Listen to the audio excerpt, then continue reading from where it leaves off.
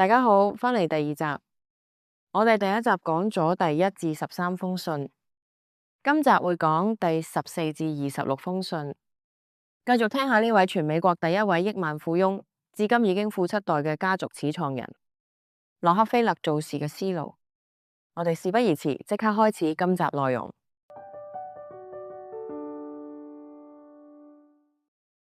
第14封，做帶領者，不做跟屁蟲。當時煉油業競爭混亂，大家都拼命降價。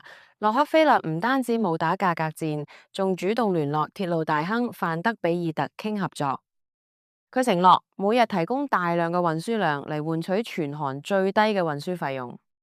當對手仲只顧住油價時，洛克菲勒已經靠降低運輸成本而打贏成個行業。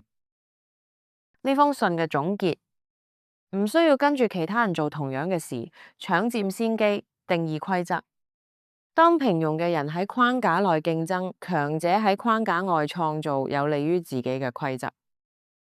第15封，財富係勤奮嘅副產品。洛克菲勒喺身家過億時，依然每日研究點樣降低煉油成本。佢發現工廠焊接油桶用40滴焊料，佢要求改成39滴。雖然一滴好似好少，但原來一年係可以慳返幾萬美金。呢封信嘅總結：唔使成日只係諗住點樣賺大錢，只要將每件小事做到極致，專注於過程，財富自然隨之而來。錢係你將事情做好之後自然會有嘅獎賞。第16封，不給對手留機會。洛克菲勒喺收購克利夫蘭嘅競爭對手時，絕不手軟。佢先買斷所有原油，令對方買唔到油，唔可以提煉。最後，對方只可以喺破產前將工廠賣俾佢。呢封信嘅總結：競爭嘅本質係要徹底勝利。商場唔係做慈善。如果你決定擊敗對手，就唔好喺終點線前俾佢有喘息嘅機會。第17封，忍耐係生存嘅藝術。洛克菲勒早期曾被一名傲慢嘅銀行家羞辱，要佢坐喺門外等咗3個鐘。佢當時粒聲唔出，一直忍耐。等待幾年後，佢唔單止買咗間銀行，仲令嗰位銀行家失業。呢封信嘅總結：為咗長遠目標，要學識暫時低頭忍耐。大部分時候，衝動係一個魔鬼，幫唔到當下，又會壞咗大事。面對屈辱時，要學會忍耐。大局為重，等待未來先再報復。第18封，錢只係工具。洛克菲勒曾經帶佢嘅仔女去參觀佢資助嘅診所，佢同個仔講：用錢買藥物，錢就可以換生命；如果唔係，錢就只係一張紙。呢封信嘅總結：財富嘅意義在於運用，賺錢係能力，使錢係格局，唔好做金錢嘅奴隸。要做金錢嘅主人。第19封，要做好嘅計劃。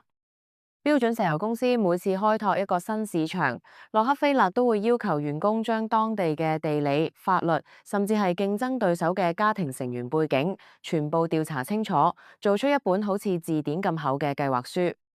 雖然佢已經好有經驗，但每次做事仍然係計劃周詳。呢封信嘅總結：戰略決定成敗。如果做事只靠盲目嘅熱情去做，咁同送死冇分別，因為多數都係失敗。而有計劃又加上熱情去做一件事，叫進攻，成功機會亦都大大提升。第20封，策略比蠻力更重要。洛克菲勒發現直接同鐵路公司對抗好難，於是佢就秘密投資，修建輸油管道。當鐵路公司發現冇油可以運，想提高價格威脅佢時，洛克菲勒早就已經靠輸油管道將油運到咗港口，唔再需要單靠鐵路運作。呢封信總結：對於別人嘅優勢，唔需要去硬碰，要以智取勝。第21封，侮辱係前進嘅動力。當大眾媒體都鬧佢貪婪、壟斷市場、醜化佢，將佢畫成一隻章魚時，佢將呢啲漫畫貼喺牆上面。每次見到呢啲嘲諷，佢就會更努力工作，賺更多嘅錢嚟回應呢啲咒罵。呢封信嘅總結，將負面情緒轉化為能量，弱者會喺其他人嘅辱罵中崩潰，強者就會喺辱罵聲中將自己進化成為更強大嘅人。第22封，用人要用最強的。洛克菲勒請咗一位曾經公開反對佢嘅律師，身邊嘅人勸佢要小心，呢個人未必信得過，但佢就話只要呢個人喺法律上嘅才華可以幫我贏，佢把口講過我啲咩根本唔重要。呢封信嘅總結，做領袖嘅價值在於識用人，你嘅胸襟有幾大，你嘅舞台就有幾大。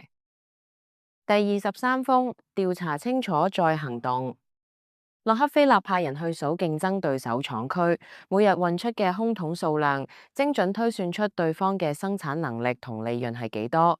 最後喺談判時，開出咗一個對方無法反駁嘅收購價，成功造成呢項收購。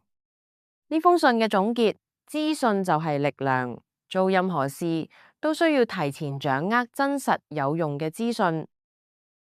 第24封，不放棄就有希望。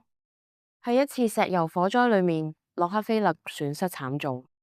佢喺火場前企咗成晚，第二日朝早佢就開始招募工人要重建呢度。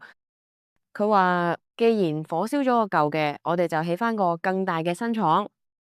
呢封信嘅總結，只要仲未斷氣，你永遠有翻身嘅可能。第25封，合作能賺大錢。洛克菲勒將無數間小煉油廠聯合起嚟，組成一間大廠。佢同其他小老闆講：我哋各自分開做，煉油賺嘅錢就只係碎銀，但變成一大間廠一齊做。咁煉油呢個行業就係金礦。呢封信嘅總結，有時要同人分享利益，互相合作，先可以賺更多嘅錢。第26封，誠信是金。洛克菲勒係一個對合約極度忠誠嘅人。即使過往曾有過喺市場價格暴跌後，佢可以用更便宜嘅價錢入貨，但佢選擇用翻之前講好咗嘅高價格去買入。呢個行為令佢獲得成個行業嘅信任。呢封信嘅總結，信譽永遠都係一個人最高級嘅資產。騙子只可以賺一次錢，而有誠信嘅人可以賺一世。講完14至26封信，唔知大家有咩得着呢？我自己就最中意錢只係工具呢個道理。